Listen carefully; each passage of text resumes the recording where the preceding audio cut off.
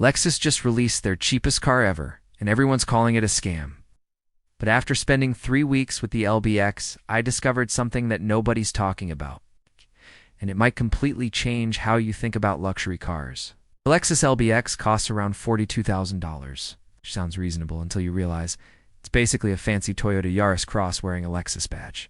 Hey, yeah, you heard that right. The same platform as a $28,000 Toyota.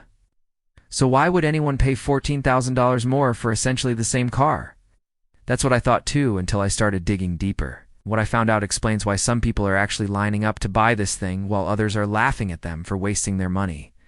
Here's the thing that's making everyone angry. The car industry has been doing this for years, taking cheap platforms and slapping luxury badges on them. BMW did it with the X1, Mercedes with the GLA, and now Lexus with the LBX. But this one feels different. This one feels like they're not even trying to hide it anymore. The LBX is the smallest Lexus ever made. It's got a 3-cylinder engine. 3 cylinders in a Lexus.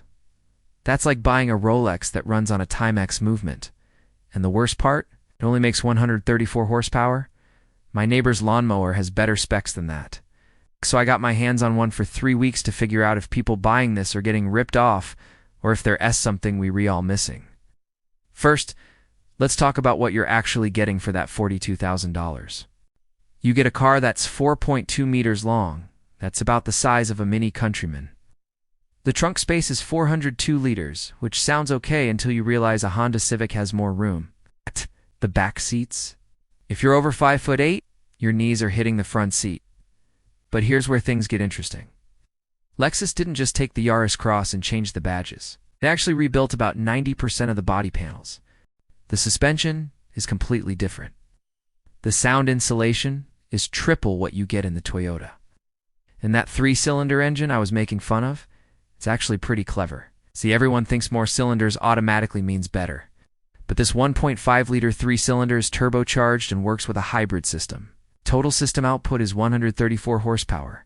But here's what nobody mentions. It gets 60 miles per gallon in the city. 60. That's better than most hybrids that cost way more. The torque delivery is instant because of the electric motor. So even though the numbers look bad on paper when you're driving around town, it actually feels quicker than cars with 180 horsepower. It's weird, but it works.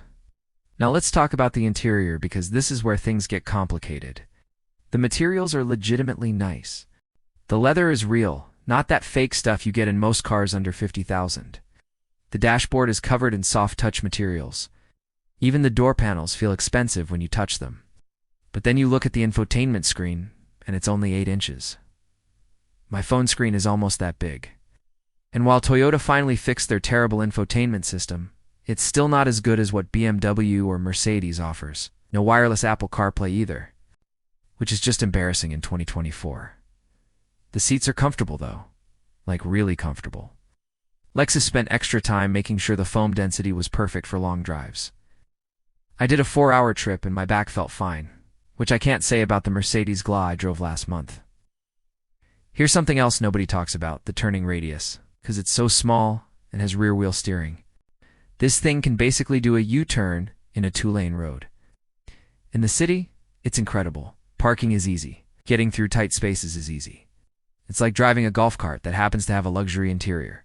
But then we hit the highway and the problems start showing up. 70 miles per hour, you can hear the 3-cylinder engine working hard. It's not loud, but it's definitely there. And if you need to pass someone, you better plan ahead because this thing takes its sweet time getting from 60 to 80. A hybrid system helps in the city, but on the highway, you're mostly running on that small engine, and it shows.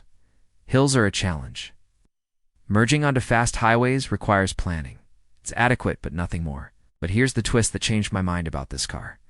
I was at a Lexus dealership talking to the service manager, and he showed me something interesting. The average Lexus LBX owner keeps their car for 12 years. 12? The average for other luxury brands? 4 to 5 years? Why? Because Lexus reliability is insane. That 3-cylinder engine is actually one of the most reliable engines Toyota makes. It's been in production for years in other markets. The hybrid system is proven technology, a CVT transmission that everyone hates. Lexus has been making it bulletproof for over a decade.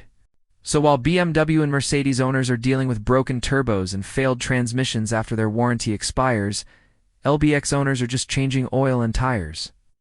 Over 10 years, the maintenance and repair cost difference is around $15,000.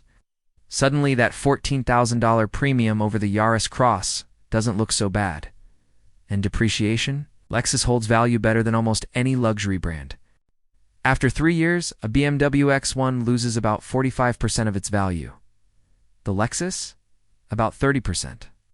On a $40,000 car, that's a $6,000 difference. So is the Lexus LBX overpriced garbage or a hidden gem? It depends on what you're looking for. If you want performance, speed, or to impress people at the country club, this isn't your car. You're literally buying a dressed-up economy car with a luxury badge. Power is weak, the space is tight, and the technology is behind the competition. But if you want a small, efficient city car that's actually nice inside, will run forever, and won't bankrupt you with repairs, the LBX makes sense. It's not trying to be a sports car. It's trying to be reliable luxury transportation for people who don't care about racing to the next red light. The real question isn't whether it's worth $42,000. It's whether you value reliability and long-term ownership over performance and features. For most people buying in this segment, they're keeping the car for 3 years max before trading it in for something newer. For those people, the LBX is a terrible choice. But for someone who wants to buy one car and drive it for the next decade without worrying about it breaking, the LBX might actually be the smartest purchase in its class. Boring? Maybe. But sometimes boring is exactly what you need. Watch this video next to see why Toyota's strategy is actually genius. Thanks for watching, and don't forget to subscribe for more honest car reviews.